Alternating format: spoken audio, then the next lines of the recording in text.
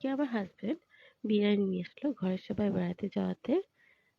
বিরিয়ানির দোকানটার বিরিয়ানি আমরা প্রায়ই খাই। মুসলিম বিরিয়ানি অ্যান্ড জুস বারের। বিরিয়ানিটা অনেক মজা বাসমতি চাল দিয়ে করে। আমি বিরিয়ানিটা ঢেলে নিলাম। বিরিয়ানিটা অনেক মজা। আর চালগুলো ঝরঝরে। আমি খাওয়া শুরু করলাম। আবার দেখলাম মুরগি দেখলাম যে ২ পিস দিল।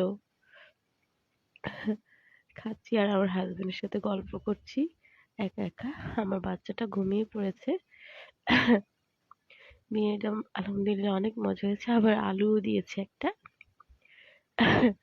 মজা লাগছে বিরিয়ানিটা খেতে। আমরা প্রায় খাই।